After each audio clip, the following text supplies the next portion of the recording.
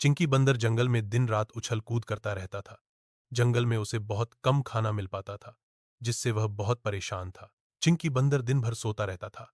एक दिन उसकी पत्नी पिंकी बंदरिया ने कहा, सुनो जी, कुछ ऐसा करो कि हमें भरपेट खाना मिल सके। चिंकी बंदर ने कहा, मैं क्या करूं, ये भोलू हाथी सारे केले खा जाता है। अगर मैं गलती से एक दो केले ले भी लूं, तो वह पूरा पेड़ हिलाकर मुझे नीचे गिरा देता है। दो पहले बड़ी मुश्किल से मैंने अपनी जान बचाई थी। चिंकी बंदर का एक छोटा सा बच्चा भी था। दोनों को उसके खाने की चिंता भी रहती थी। एक दिन चिंकी बंदर ने कहा, सुन पिंकी, मैं सोच रहा हूं, शहर चला जाता हूं। सुना है वहां बहुत सा खाना मिल जाता है। अगर सब ठीक रहा तो मैं वापस आकर तुम दोनों को भी ले जाऊंगा। अगले दिन चिंकी बंदर शहर पहुंच जाता है। वहां उसे बहुत अच्छा खाना मिलने लगता है।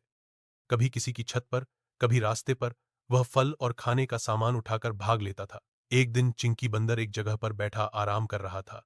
तभी उसने देखा कि एक जादूगर जादू दिखा रहा है, जिसे देखकर सब लोग ताली बजा रहे थे और जादूगर को बहुत से पैसे दे रहे थे। चिंकी बंदर को यह काम बहुत पसंद आया। उसने सोचा, क्यों ना मैं जादू सीख जाऊं, तो जंगल के जानवर मुझे भी खाना लाकर ले दिया करेंगे और मेहनत भी नहीं करनी पड़ेगी। अब चिंकी बंदर दिन में जादू के करतब सीखने लगा। धीरे धीरे उसे सब पता लग गया कि कैसे जादू दिखाया जा सकता है। जादूगर के पास बहुत सा सामान था। एक दिन रात के समय चिंकी बंदर ने जादूगर का कुछ सामान चुराकर एक पोटली में बांध लिया।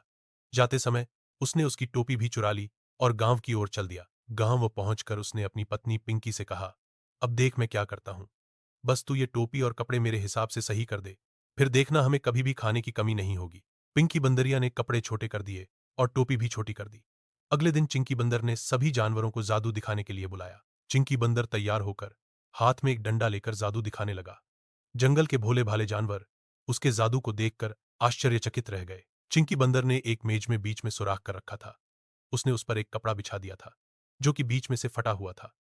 चिंकी बंदर ने कहा, भोलू हाथी, अपने केले यहां रखो, मैं जादू से आधे केले गायब कर दूंगा। भोलू हाथी ने कुछ केले रख दिए। इधर उसने पिंकी बंदरिया को सब समझा दिया था। वह मेज के नीचे बैठ गई और जैसे ही चिंकी ने केलों पर कपड़ा ढका, उसने मेज के सुराख से आधे केले निकल लिए। चिंकी ने कपड़ा हटाया तो वहां आधे ही केले थे। यह देखकर सब ताली बजाने लगे। चिंकी बंदर ने कहा, मैं किसी का भी खाना गायब कर सकता हूं। अगर तुम सब अपना खाना बचाना चाहते हो, तो हर दिन मुझे अपने खाने का आधा दे जाया करो। यह सुनकर सभी जानवर डर गए। अगले दिन से सब अपना आधा खाना चिंकी बंदर के पास रख जाते थे। चिंकी, पिंकी और उनके बच्चे के मजे आ गए। तीनों मिलकर मजे से खाना खाते। चिंकी दिन भर सोता रहता था। इसी तरह समय बीत रहा था, लेकिन जंगल के जानवर बहुत परेशान थे। वे बड़ी मुश्किल से खाना इकट्ठा करते और आधा खाना उन्हें चिंकी को देना पड़ता था। एक दिन शहर से मिट्ठू तोता अपने घर आया। वह शहर में एक सर्कस में काम करता था। शहर से वह बहुत सा सामान लाया था। उसने अपने घरवालों को सारा सामान दिया और अपने दोस्तों से मिलने जंगल में चला गया। जंगल के जानवरों ने उसे सारी बात बता दी। यह सुनकर मिट्ठू तोते ने कहा, वह तुम सबको बेवकूफ बना रहा है। हमारे सर्कस में भी जादू होता है, लेकिन खाना गायब नहीं होता, उसे तो छिपा दिया जाता है। तुम उससे एक बार फिर से यह करतब दिखाने को कहो, मैं उसका भांडा फोड़ दूंगा। भोलू हाथी को बहुत गुस्सा आया। वह बाकी जानवरों के साथ चिंकी बंदर के पास पहुंचा और बोला, जादूगर भाई, हमें एक बार फिर से अपना जादू दिखा दो। चिंकी बंदर बोला, अभी तो मेरे सोने का समय है, कल इसी समय आ जाना। अगले दिन सभी जानवर मैदान में इकट्ठा हो गए। भोलू हाथी ने कहा, भाई उस दिन की तरह मेरे आधे केले गायब करके दिखाओ।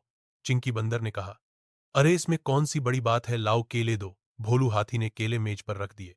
दूर पेड़ पर बैठकर मिट्ठू तोता यह सब देख रहा था। जैसे ही चिंकी बंदर ने केलों पर कपड़ा ढका और डंडे घुमाकर जादू करने लगा, मिट्ठू तोता कपड़ा लेकर उड़ गया। सबने देखा कि पिंकी बंदरिया मेज के नीचे बैठकर मजे से केले खा रही थी। सभी को चिंकी की चालाकी के बारे में पता लग गया। चिंकी बंदर को भोलू हाथी ने अपनी सूंड से उठा लिया। वह डर के मारे कांपने लगा। भोलू हाथी ने कहा, अब तुझे सारा दिन जंगल से खाना इकट्ठा करके हमें देना होगा। बहुत दिन आराम कर लिया, अब तुम दोनों सभी जानवरों के लिए खाना इकट्ठा करो, नहीं तो मैं तुझे कुचल कर रख दूंगा। चिंकी बंदर ने माफी मांगी और अगले दिन से वह खाना इकट्ठा करने लगा था। साथ में पिंकी बंदरिया भी उसकी मदद करती थी।